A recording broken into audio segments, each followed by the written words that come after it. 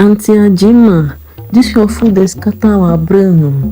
Abeg give us small make we taste no. A tattered looking man among the crowd uttered, peeping through Ajima's window. Ajima, a middle-aged woman in her early 40s, was known in Amaku village for her benevolent lifestyle of feeding the community. She was an extraordinary cook. Her cooking skills couldn't be compared to all the women in Amaku village. There was no type of African delicacy that she didn't know how to prepare. The aroma oozing from her pot each day drew a lot of villagers to her door, especially able-bodied men. Her large pot had fed both great and small people in the village. One fateful day, some group of men surrounded Ajima's hut like people queuing in government headquarters, waiting for their own share of palliatives. Ajima, with her church mind, quickly dished out some food into small portions and gave it to the men. A wry smile grazes each of their battered faces as they take their own share. Then they sat down quietly on a long bench beside the hut and devoured the food like hungry lions. In the split of a few seconds, the men had finished devouring the plate of ufaku rice and stew.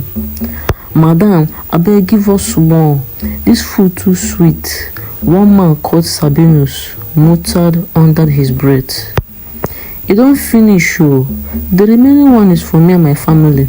Please, you people should go home and eat to satisfaction." Ajima speaks in a polite manner. The young men grumbled silently, stood up and left to their various huts. There was one special thing about Ajima's food that made the people, most especially the men in Amaku community, to keep coming back for more. Many of the villagers wonder what kind of recipe she uses in cooking sumptuous meals, while others suspected that she might be using charm to cook her food. But that was not the end of Ajima's cooking drama. The episode continued as she cooked each day. One bright morning, Ajima woke up humming her usual cooking song, her wrapper tied tightly around her waist. She entered into her small kitchen. There were remnants of ufaku rice and stew in the pot. She wanted to eat that one first before she prepared a famous banga soup with starch, a special request from her sister who was visiting. But as she reached for her trusted black cooking pot, the big iron one that had served her for many years, her hand touched only empty space. Ajima blinked. Then she blinked again.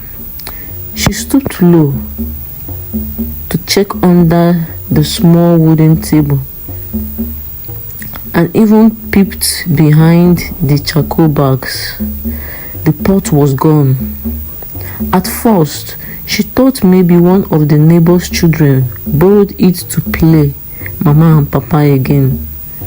But something felt different this time. The pot wasn't just missing, it had vanished. Ajima stormed out of the kitchen, tying her scarf tighter. "Omo, who carried my pot oh?" she shouted with her hands on her waist. One of the noisy neighbors, Mama Okemute, peeped through her curtain like a cat smelling fish. She was a retired seamstress, now a full-time gossip and a compound elder. She keeps a small tray of groundnuts or local snacks she sells, just to keep her busy. She is known to be the first to know and last to live in the compound. "Ajima, why you dey shout this morning? Your husband beat you?"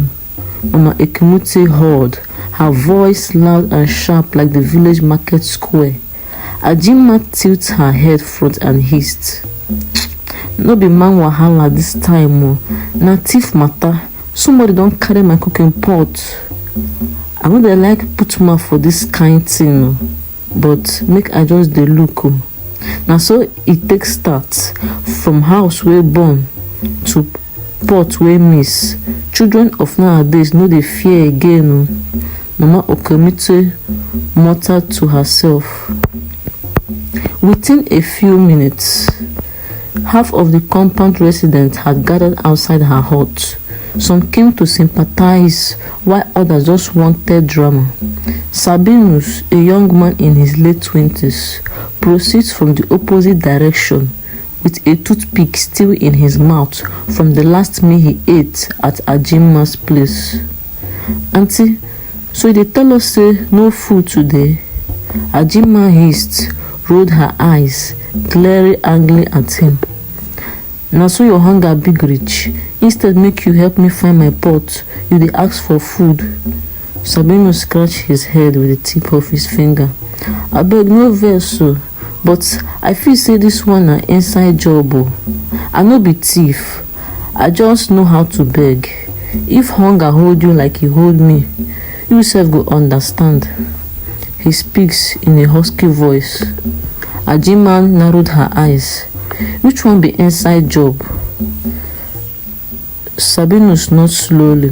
Somebody wey dey chop your food steady.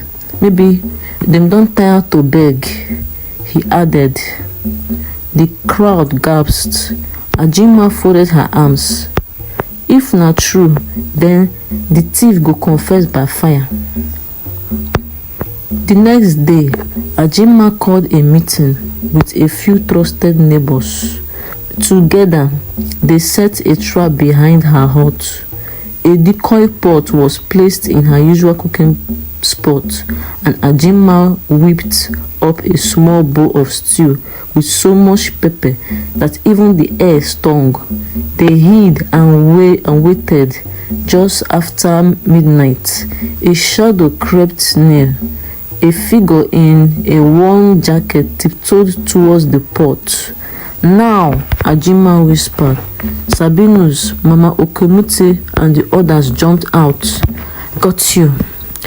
The thief stumbled, and under the dim moonlight, they recognized the face. Jide, the quiet man from the market. Jide, now you carry my pot? Jide stammered. I am not a thief. My family and I had nothing to eat. I just wanted to borrow it, just once. The crowd all chorused and murmured, Hey, you should have asked now, Sabinus said. Ajima sighed, her anger melting slowly. If you needed help, you should have told me. I do share whatever I have. Next time, ask. Ajima snapped angrily at the man. Jide bowed his head deeply, feeling ashamed. Tomorrow, I will bring my wife and children. I will help you cook. Then we will all share it together. The neighbors nodded in agreement. Ajima smiled. Tonight, we forget quarrels. Tomorrow, we will cook together, sharing the pot, the food, and our lives. Ajima said with great boldness in her voice. And so, the missing pot returned to the owner. With it, a stronger bond was formed in the heart of the community. Thank you so much for listening and watching to this video. Please, if you like this story, do well to click on the subscribe button or follow button. Thank you.